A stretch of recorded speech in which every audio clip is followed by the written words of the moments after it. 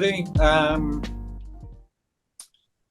This is old Mac swimming, and I painted this in 1967. Now, old Mac was one of a quartet of old guys who used to go and swim in the pool in Liverpool, one of the oldest, if not the oldest pool, called Cornwallis Street, quite near the college, the art college, and I used to go there.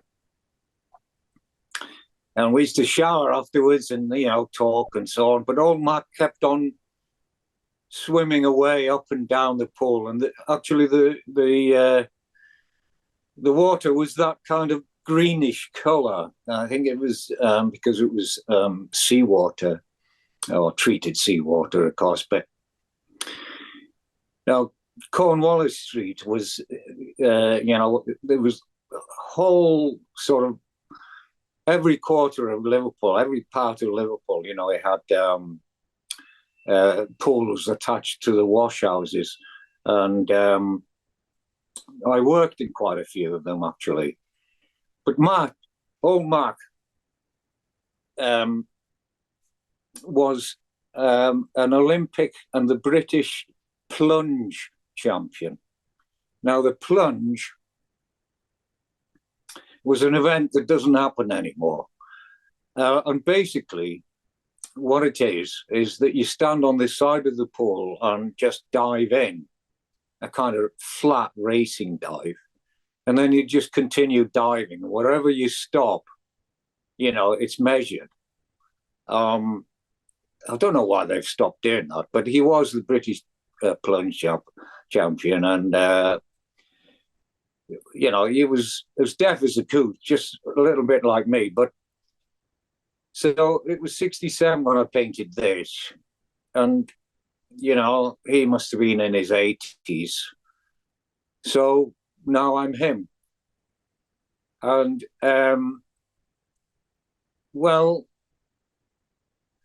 it's kind of like, I've been thinking of late anyway, what goes around comes around. And so I thought I'd start off with this painting, which isn't in the exhibition, because it was one of the first paintings that I did in art college where I thought was any good. But in actual fact, there was one that I did during the Cuban crisis, and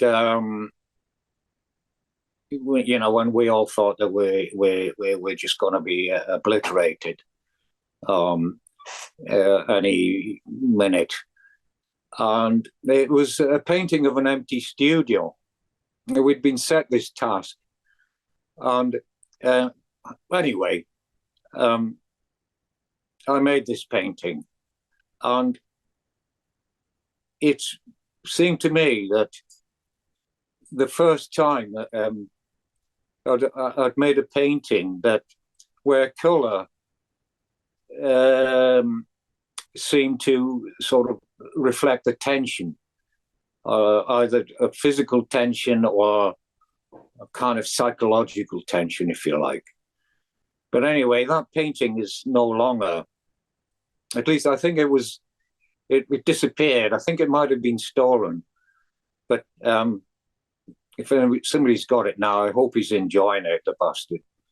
And anyway, so there's old Mark, and I was 27 there. I'd been in Liverpool for about 7 years, 8 years.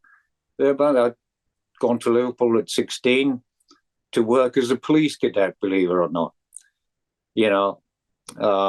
I just didn't know what to do with my life when I left school. So my father said, you're tall enough, because you have to be tall to be a policeman.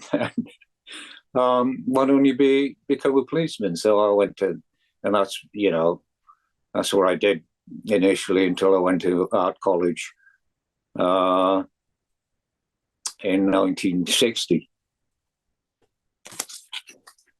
So that's a little bit of a taster, if you like, of what obviously looking at this painting now and reflecting on it, I was a swimmer myself, and I used to swim competitively. I used to swim in a race across the Menai Straits, and and I was in a competitive swimming team in Liverpool, and went to loads of pools and took part in races there. But it's. I was just thinking about, this business of what goes round comes round and so on. And yeah. Jonathan, if we could go on to the next one. Well, this one actually is a post-Liverpool or time in Liverpool. It's, as you might see, it's called the Cop. And I did a series of these in 1978. And they're essentially about the experience of being in the Cop. Now, there are two reasons why I painted it. Initially, I used to go and see the matches. Well, the boys, the two eldest boys at that time, I took them along, but I used to belong to the Liverpool Academy, which is now no longer, sadly, and it was, the main guy, the president, as it were, was Adrian Henry, and he was a mad keen Liverpool supporter, and so he thought he'd, have an exhibition for the Academy members to respond to the idea of the Cop, and the Liverpool's achievements and so on, winning the European Cup a number of times, and so I used to took some photographs and did some drawings, and this is one of a series that I did then, and it's kind of out of place. This is in the exhibition at Elysium, and it's sort of out of place, but there's an element of retrospection about the show anyway. It has a certain kind of narrative, and so it fits in with the context of that, really, and it's kind of looks a little bit out of place, but I wanted to include it because, I must say at this point that my intention, original intention, was to do a walk and talk, but that fell through. I couldn't get down to Swansea to do that. So this is kind of second best, I'm afraid. So, I'm just responding to the images as they appear. So it's quite sad, really, that the Liverpool Academy doesn't exist anymore, but there we are. It was one of the oldest academy. I think it was the second oldest of the Royal Academy. Believe it or not, they turned down Augustus John when he was in Liverpool for whatever reason. I don't know. Yeah. Okay, Jonathan.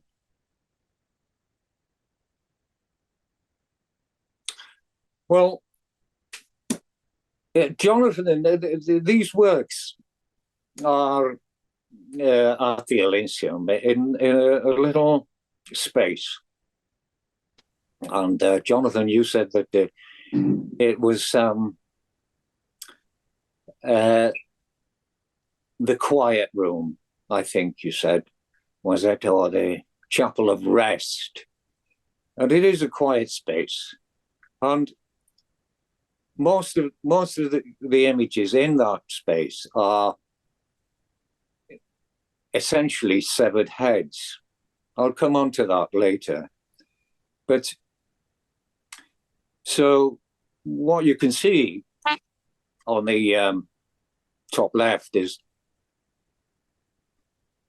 a head, on a sort of pedestal, which is really a magic box, you know. And the magic box is something I acquired, and essentially I made a few sort of cut out shapes out of this very hard plastic from a factory that's nearby that manufactures sewage system pipes and so on. And so, and then the one underneath is my Uncle Mervyn, who was a sea captain on a skateboard. And then in the image in the middle is called Blake, after William Blake. And then there's Mervyn again, and there's a general shot of that room. Now then, I'll come to the reason why these are why the theme is on severed heads later. But Uncle Mervyn was my father's brother, and he went to sea around about when he was about 15, in the early 1920s or even before. And he was a very dear uncle. He was, I related to him quite a lot. And sadly, when we were first living in Liverpool, when I was about 20, 21, he dropped dead in Liverpool while he was visiting. He was going to visit. Well, he did visit us on the night before, actually. And I went to, the police came round and informed us as the closest living relatives, as it were. And so I had to go and identify him. And if you look at his head is upright now, but if you look at it sideways, he's in repose. And so that's how he was in the mortuary, with his hair nicely combed back. And so there he is on his last journey, and actually there's a lot of, that's a theme that runs through this exhibition down in the Elysium, the final journey and so on. And so that's the story behind that. And what I'm going to do, or what I'm trying to do, is just tell you how they came about, not what they need, these images. The William Blake one was a fantastic image of William Blake. Did the whole series of images, engravings on slavery, slaves impaled on stakes and hanging from the gallows, etc., and so on. So I looked at, somebody showed me one, and so that was my interpretation of that particular piece. The top left one is based on a guy. Well, he looked like it when I cut the shape out. A lecturer at art college called Arthur Ballard, so I call him. I think I've called this one Arthur on the box. Okay, can we move on, Jonathan? Well, these are two hair shirt paintings. I did a series on the triptych that I initially did, got me into this position, in as much that they were joint winning selection for the 2022 Beep painting prize. So these are subsequent editions, if you like. Now, the one on the right is the shirt hanging in the studio, and what's quite simply, it's hanging there with images behind it, as if it was against the wall, which it was really. But the background is kind of made up. I worked on the background, as it were, to kept moving things around, painting over, but that's how it is. And it's a pretty straight painting, really. And the one on the left, it took me about 2 years. I kept returning to it, and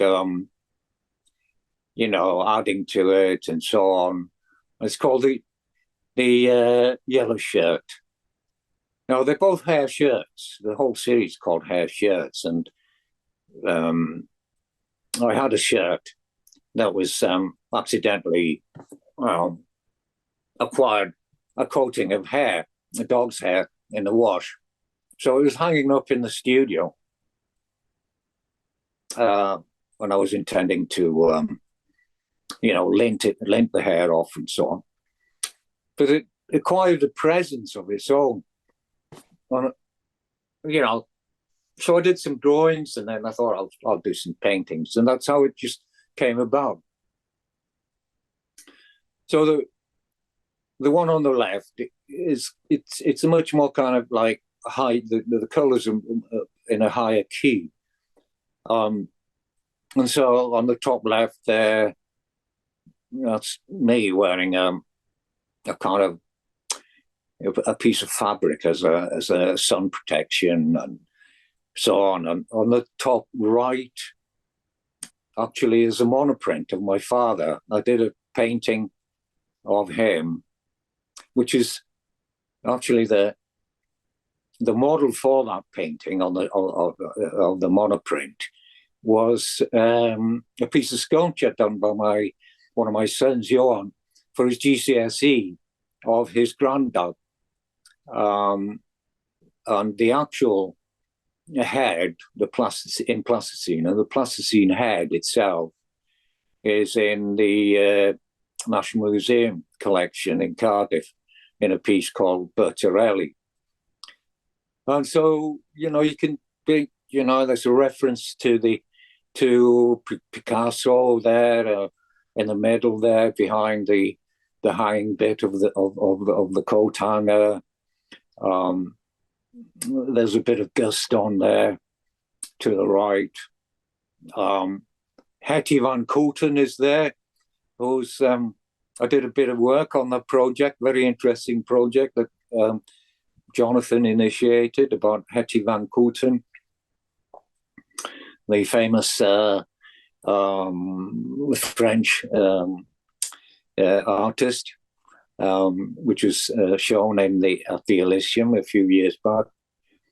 And there we are. At the bottom right, there's a fragment of a glove, and then there's a little piece of myself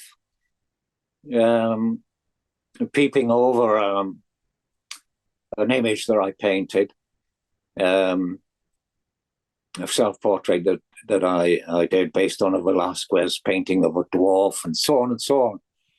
So, the painting is much more, I kind of like my working practice is that I put stuff on the wall, and take them down. It's as much as, for me, as interesting as making a painting or making something. It's part of the process. They both seem to rub off against each other. And so, they're entirely different. And I just had this, the reason whether the color of the shirt, I painted the shirt first. And essentially, it's a biggish painting. All I did was to put the shirt against the surface and traipse around it and get on with it and look at it. But I wanted it to be totally different. So there's a much higher key to the color, of course, in everything, as opposed to the one on the right, which is kind of a lot more objective. Yeah. Okay, can we move on, Jonathan? Now, I don't know if anybody remembers, I'm sure most of you do, The Boys from the Black Stuff. It was an iconic play written by a TV play written by Alan Bleasdale. I think it was a theatre production first, I'm not sure. But it certainly is now, or was, because it was running in the Playhouse in Liverpool, which I remember very well from my days in Liverpool. And quite often, work like this starts from essentially a doodle, something I've done in my sketchbook and so on, or whatever. And I just don't remember which one of these I did first. But the one on the top left I did last anyway, I know that. I've done some more as well, but so I started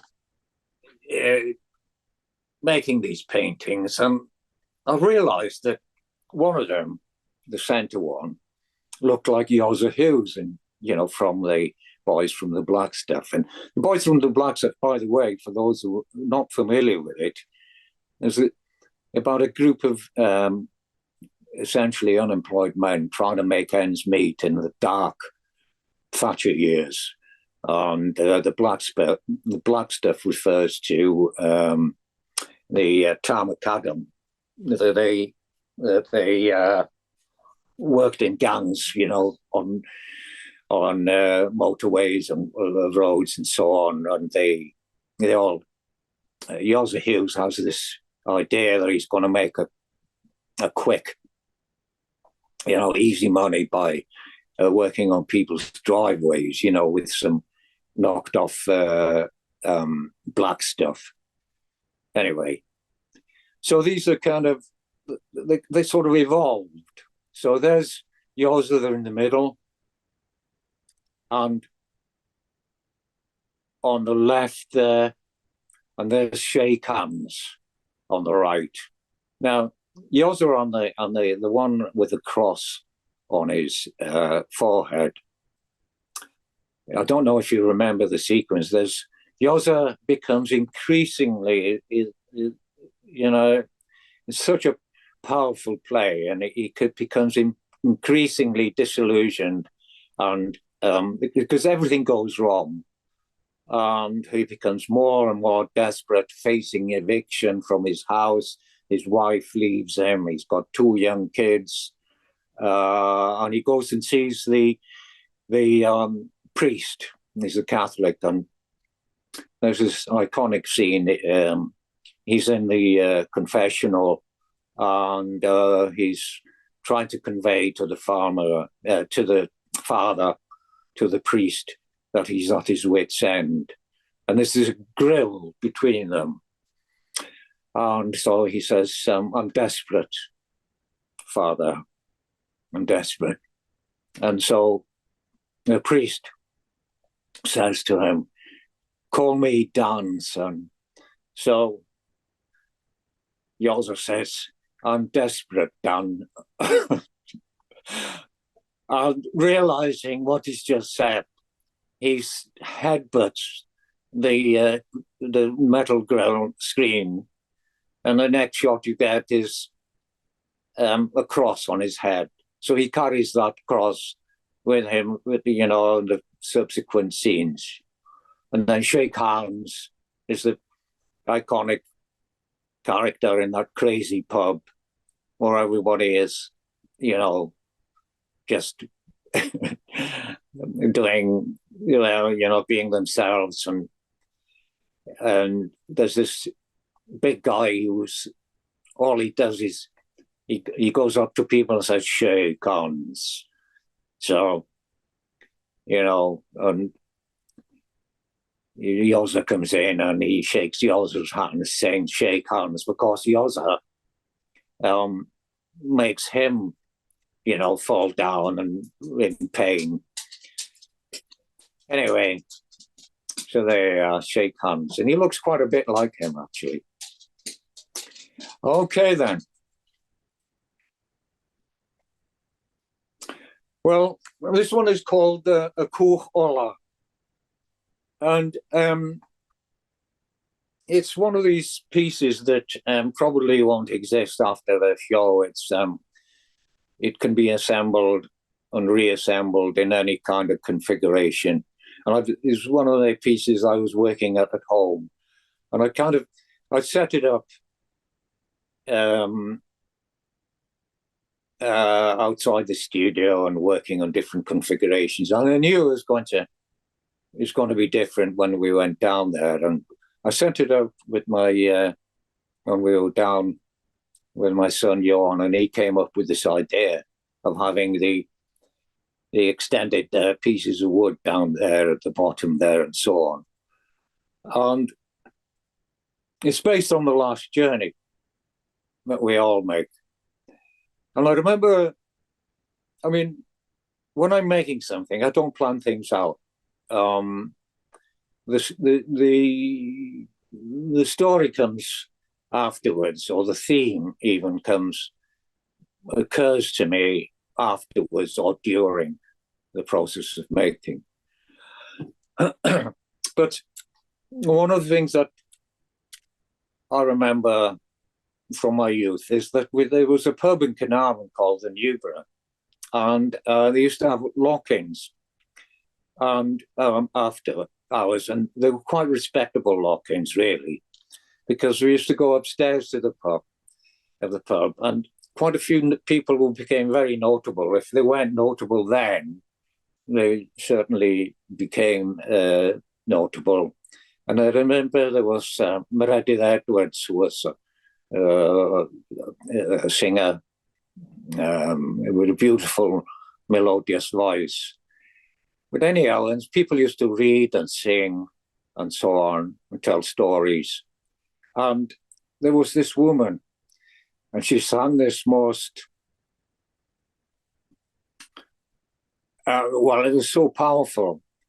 And I don't know what, I can't, I've been trying to sort of remember the song or try and locate it or whatever. But the words, and it was about a voyage to the center of a lake, and it possibly could be about Arthur, or one of the Welsh kings, I'm not sure.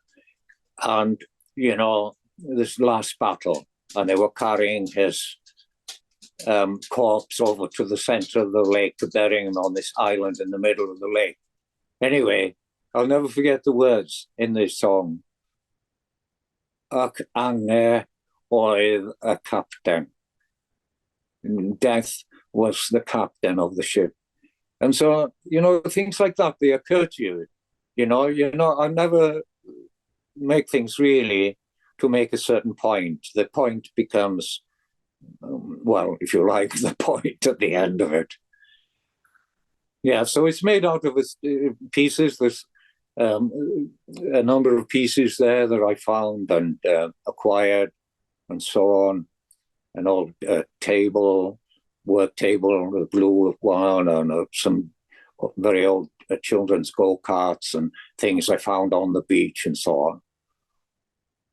Okay, Jonathan.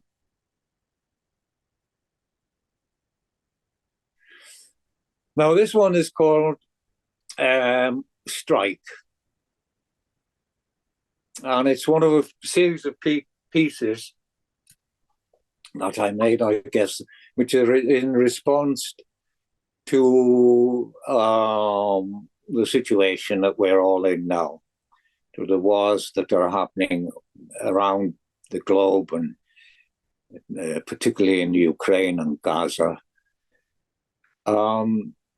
It's made out of, and again, it's one of these pieces that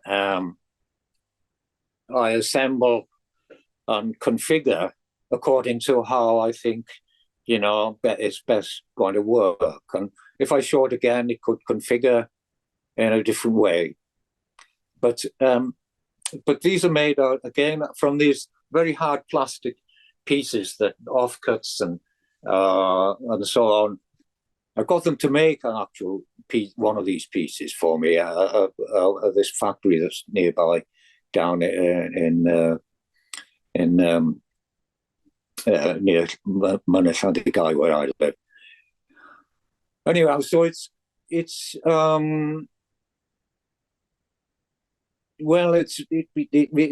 meant to represent, I guess, both the arrival or the just before impact, or a weapon, and it's based, it's based on its base. As you can see, you can just about make out Wing Commander Simmons. Now, it's actually a trunk, quite a large trunk, wooden trunk, that was belonged to this wing commander, who was, either stationed in Cyprus or in Germany, or both, and it was used to, transport all his belongings to the various bases he went to. Again, one of my sons found this, and he kind of he's loaned it to me. But so, and then I've worked on the base itself. So there's only one aspect of this, as you can see, but it's mobile, so you can move it around. I think that's a good way of extending this idea of it, kind of the temporary nature of the sculptures, although this looks pretty permanent. So that's called strike. Okay, so, well, this really is a continuation of that particular series, which is more to do with Gaza. And I don't know if you can make out the title or the words. On the top, there's it's in Spanish, and at the bottom, it's in English. And so, we're bombarded with images continuously, on social media, and they kind of drift by you. The horror is too much, and what you're seeing is, it's unbearable. So, but the way that we move on from things and so on. But anyway, the inscription, I decided to. I got this old Spanish phrase book, and it's really quite, from the 20s or 30s, and it's one of the phrases is, there is work to be done, so get on with it. There's work to be done, so you better get on with it. Now, what kind of use the average sort of holidaymaker, whatever, would put that to, I don't know. But it seemed apt. And also, I was, I'd been looking at, which I do quite often, Goya's etchings, Las Caprichos, of the horrors of war and so on. And lots of his titles seem quite strange and almost surreal. I mean, there's one called Mummy's Boy, for instance. And so I thought that seemed apt somehow to put it there, just get on with it. And that's what they are, wasting a nation, wasting a people. And there was a little figure of a woman on her knees in the middle. And I did a few drawings first, very quick drawings. And I've made a construction which Titian's the Venus of Urbino plays a prominent part on it, just a small construction. And in the center, there's a little detail, and it's of an angel on her knees, looking into a dark trunk. And she looks as if she's praying. I'm not sure what she's doing. And so, so she's there. And that was done quite quickly, very, as in a drawing, really, quite quickly. It was all over and done with within, I don't know, an hour or so, or whatever. Yeah. Okay.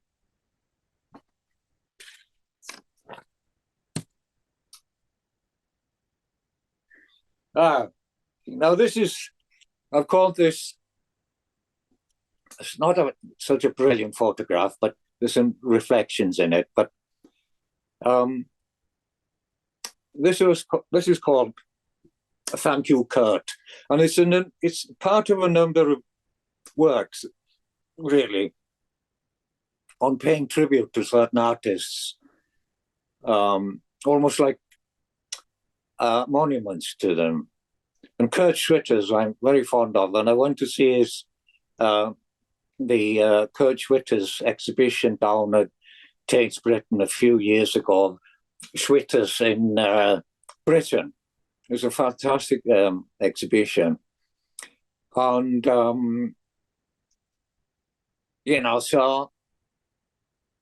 I was looking at that postcard, which is in the image, as you can see there.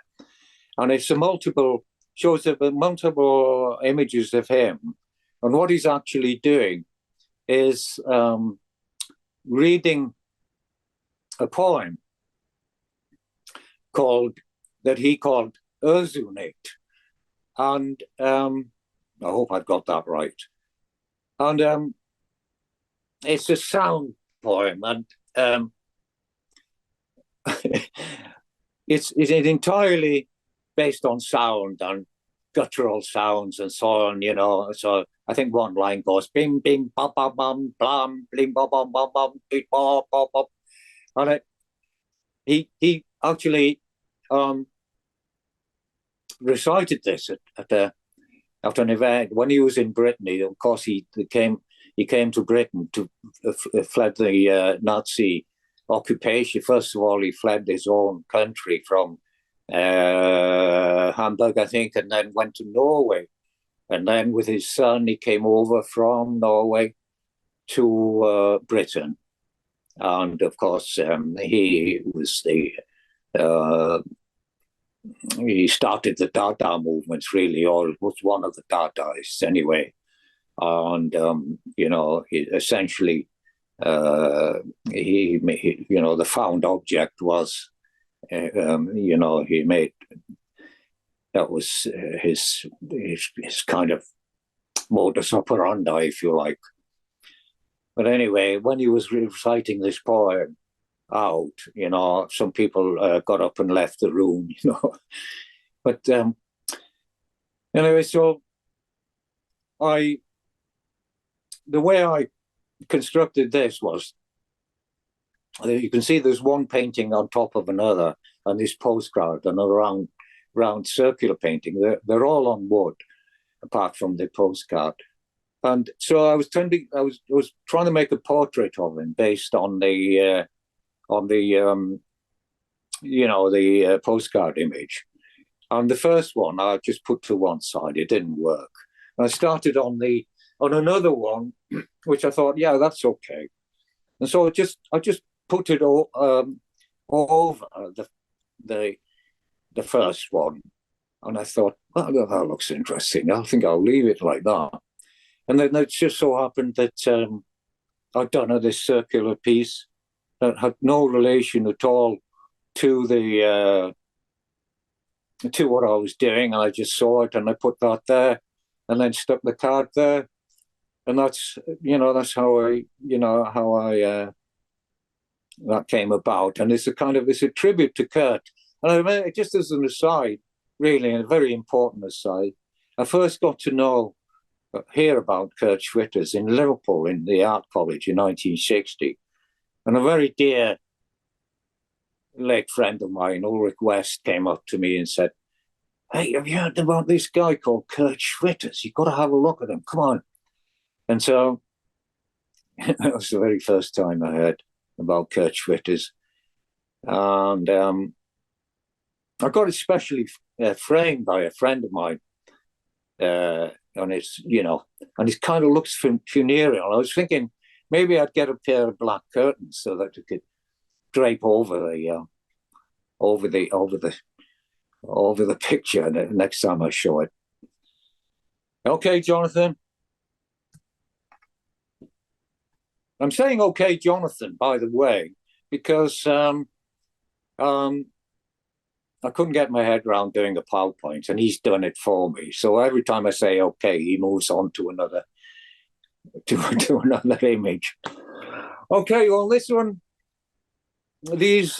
three images, sorry, the two images on the left and right are based on a little series I did. Well, when I say series, I do a painting and then I move on to that's how series work, isn't it? You move on and do another one and do another one. And when you think one day, either you don't want to do any more, or when you think that's it, and, I've got to do something else. The one on the left and one on the right are based on people looking at pictures at an exhibition, looking at pictures.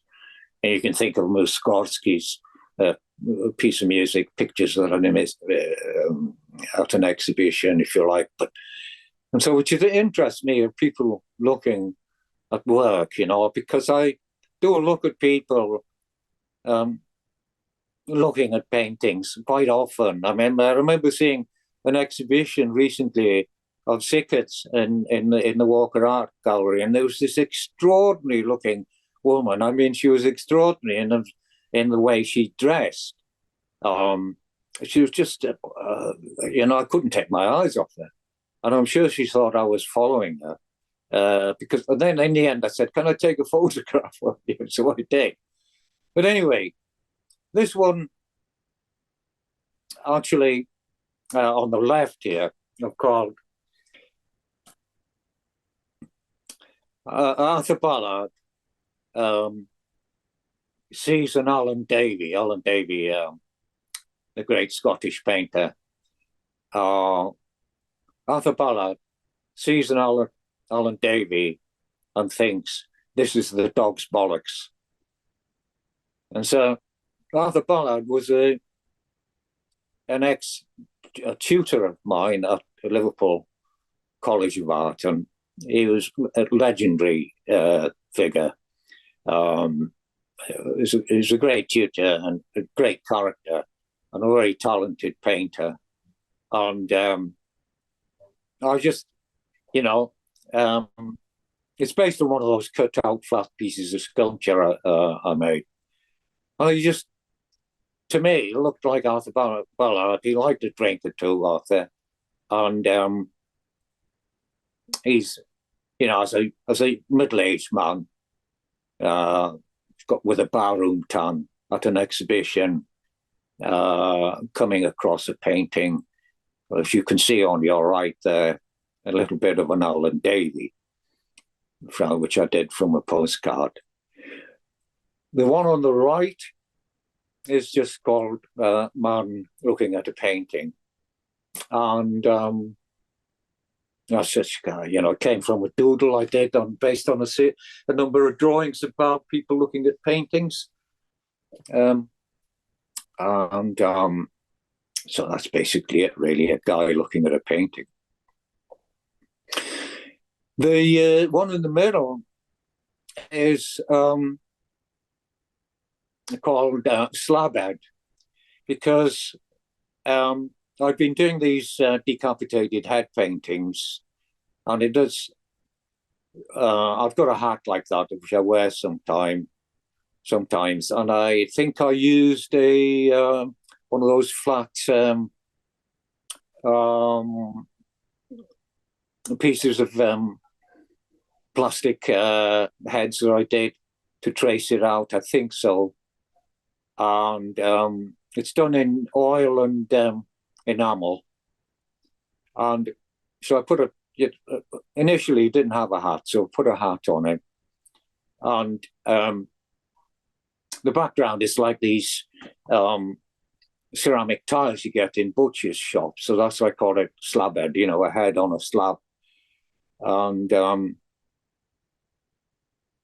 that's how that came about, really. The one on the right and the left are relatively recent. The other one in the middle was around about 2018 or 19, and featured in a show I had, a touring show called Trailer, which I'll talk about a bit later. Okay, Jonathan, we'll move on. I was talking too much about different things. Well, after a while in 1970, I was teaching I got this job teaching in a boys' comprehensive school in Anfield, and I saw this job advertised in Jamaica, and I still wonder why I pursued that, really. But I suppose that I had a feeling that we'd been, living in Liverpool for almost 15 years at that point. And so I applied and ended up teaching in Jamaica, in Kingston, Jamaica, in a high school called Excelsior High School. But this work, it isn't from that time, which was from 1970 to 72. It's a post Jamaica time, and it's a response to my time there, because in Jamaica I was doing some work. I carried on painting there. I'd gone over there with my wife and young family, as it was then, 2 young boys for 2 years. It was a great adventure. We'd never been abroad before, and we sailed over in a ship called the Golfito, which you can see on the left of the image on the left. And we sailed over. It took us a month to get there, and it's called In the Beautiful Blue Caribbean. So anyway, I got round to painting, to facing up to, my time there in Jamaica. It was an amazing experience. It changed my life. It changed all our lives, really. And, it's a rich part of our family history. And but it was very difficult to live in a post-colonial, recently post-colonial, often dangerous society.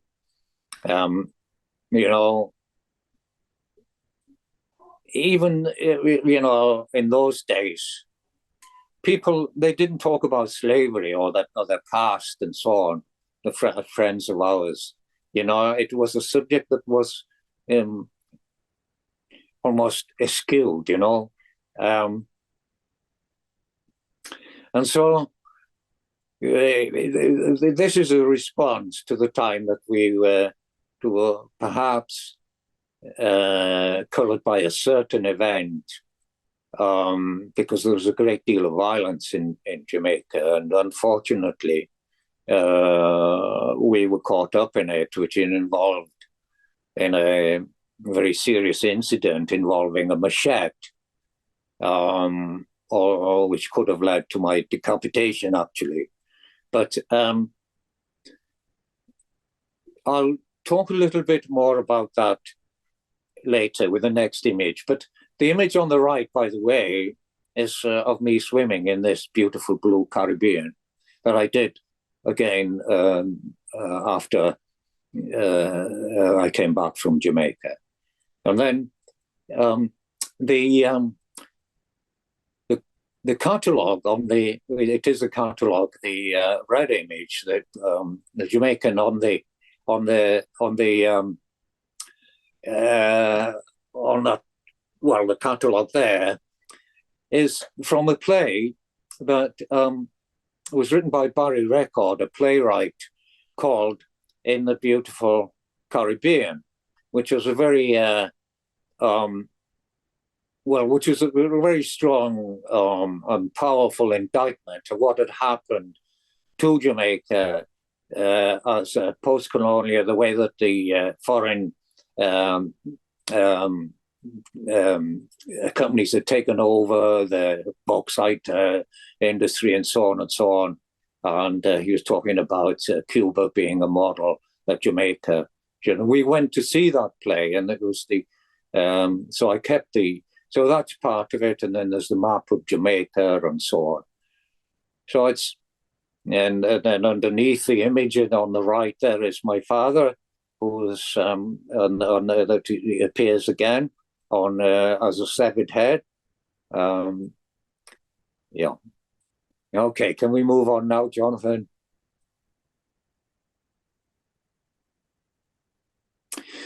Well, this is from the a configuration called In the National We Trust, and that's quite a recent one. A lot of my, I work on the wall rather than on an easel, really, and very much add things to the construction, and I'm continuously changing until they look right and so on. And if I show them, if I show them again, I could reconfigure them again. So when we came back from Jamaica, as I said, there's this kind of reappraisal. Well, for me, there was a reappraisal of the time we were there, and like a confrontation of living in the post-colonial country and so on. And in the National We Trust, of course, it references, it's in reference to the National Trust, on the way that they have in most of these National Trust buildings, there are collections of priceless art and so on. And of course, a greater majority of them were built on the proceeds of colonialist exploitation, slavery, and so on. This is no different to where I live, a place called Penrhyn Castle.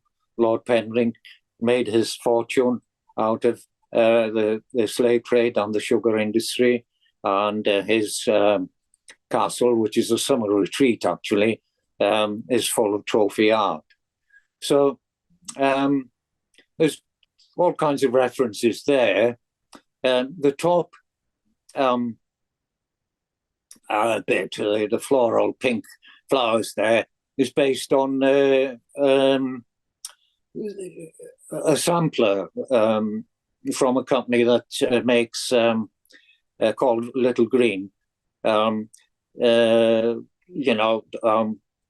Works for National Trust properties, and I just happened to see it, so I thought, okay, that's National Trust. I'll put, so I put that there, and then the blue floral bit, which is broken up by different images.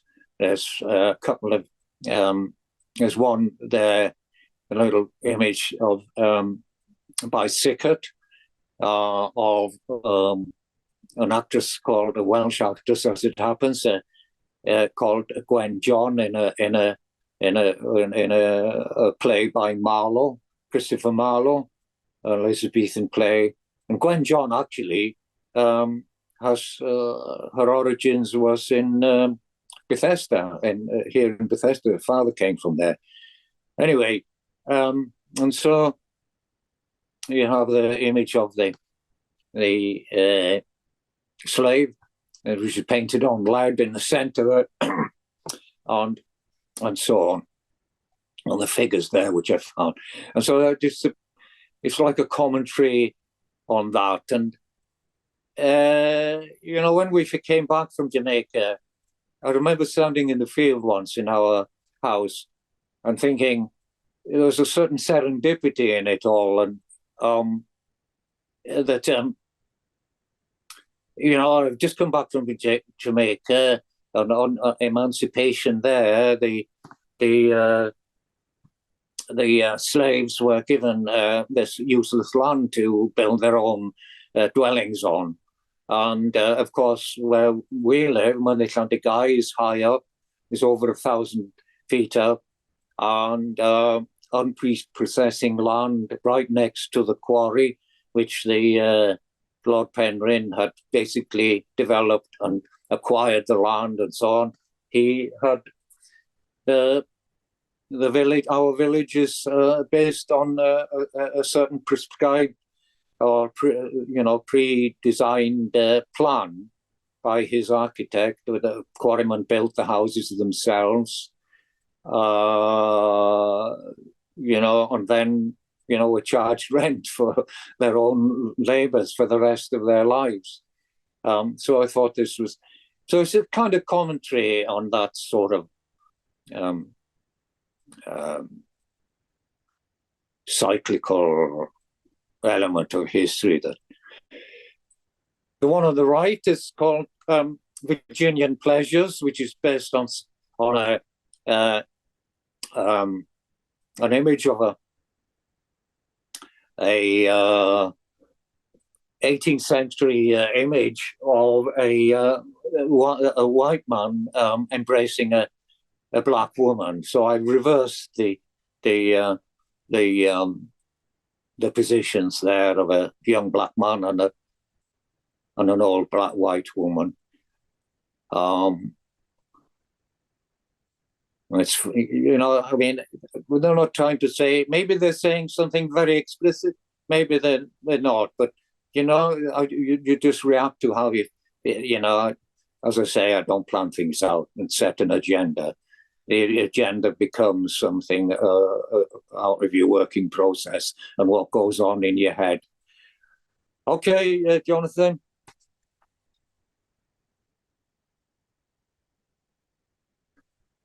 Well, this is Artist's Room, and I called it Artist's Room, and basically it's that's it. It's been on my studio wall, being added to, and so on. The central image there, based on two mirrors, you can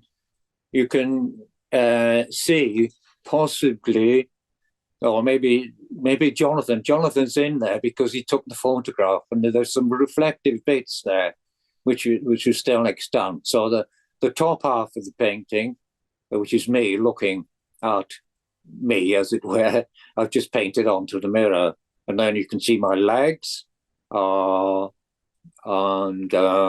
below, and a shelf with various items on it. And so it's a kind of like, lots of artists paints. It's a theme, isn't it? Picasso used to do it, the artist and model and so on. And I became interested in that. And so there are little bits and pieces there, that I've added to it on the board, and I kept changing that. There's a long piece on its side, which I've called 5'2", and which was independent at the time, and I called it 5'2", because it's 5'2", and so I just added it to it. The other images around it are related. Thanks, Jonathan.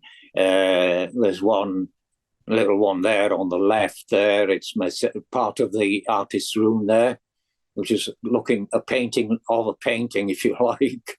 And then just immediately below that is, I called it Portrait of a Dead Artist, because there's his pots of paint there and so on. I've done a series of those Portrait of Dead Artists. The central one is the image on the right there is artist's hat. I'll leave it to you to kind of decode that if you like. But the one on the left actually comes from looking at a Velázquez painting of a dwarf. And I really like those paintings that Velázquez did of dwarfs. And I've often thought that one of his paintings looked a bit like me. So I could be seen peeping over this shape, which actually an image I've used in a number of other works, and it's actually a small piece of beach ball, a deflated beach ball. Yeah, and the one on the right actually refers again to a previous work series called Hetty van Kooten. So myself there with this one of those kind of shaking Christmas ball things that one of my sons gave me, and it's I made a little construction which is on the right there, and which coexists with the painting.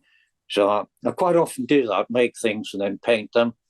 It's lots of artists used to do that. I mean, even Gainsborough used to concoct little landscapes and paint them as aid memoirs or little models and so on. And there's a guy called Ion Uglo who used to make fantastic British painter. I think he died in the early 80s. He used to make these paintings and he'd make these really rigorous paintings from what he made. Okay. This is Blue Tent, and we were sent a blue tent over by my mother-in-law to Jamaica, and we used it to go camping in Jamaica, something that wasn't done all that much by many people, and we had great fun with it. And it's taken from a slide taken at the time on a beach, and I quite like, if I'm aiming for anything, I try and give something a presence, and so I think this does have a presence. And I did a series of them. So, I remember putting that tent up, and quite often I used to forget crucial things like the tent poles. I think the tent poles were up when I took that one up. So I had to string it up with nearby trees and so on. So this is it, just the tent and the strong light. And I suppose it harks back to the kind of work that I did then, in as much that I was in Jamaica, I was affected by the strong light and the contrast.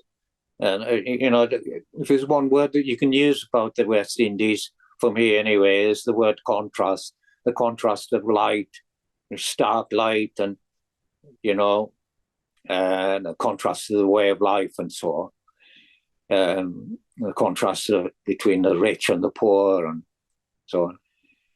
Yeah. Now, this became the precursor of a whole series based on shelter, which I'll come to later. Okay, Jonathan. Right. Well, we're almost at the finish now. Well, as I say, I'm returning back to the idea of shelter. A few years ago, maybe round about 2009, 10, thereabouts. Anybody listening could correct me on this. As I say, I painted the first image of a tent, and you can see one of the subsequent images I painted on that little poster there on the left there. And so, I became engaged with the idea of tents and the, shelters and so on as places of refuge and comfort and whatever, And so I started to make little constructions and work from them. And you can see one of them on the right there. And I, got the idea of asking other people. Actually, it's one of my sons again who said, "Why don't you ask other people?" So,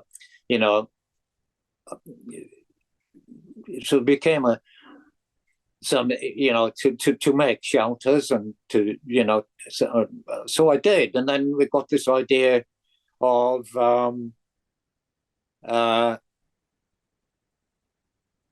having an exhibition, on the theme of shelter. And in the end, we had 40 plus of national and international artists, including members of my family and their partners and so on.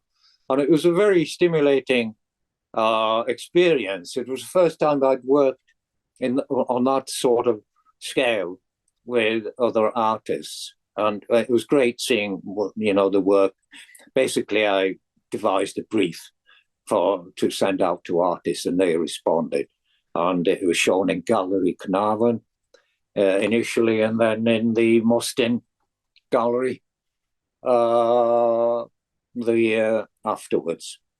And actually, it's something that I've been thinking of doing again, and I've been talking to Jonathan and another artist, Enzomar, about this. And I think we're living in times now where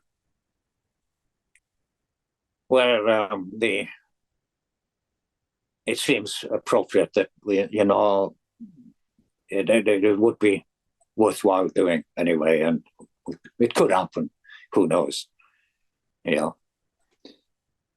Well, I've been writing quite a few things down, and I've ignored it all and just extemporized. I was going to come down there and, as I've said, and talk in front of the work, but I've tried to do the same thing here, and I hope at least some of it's worked.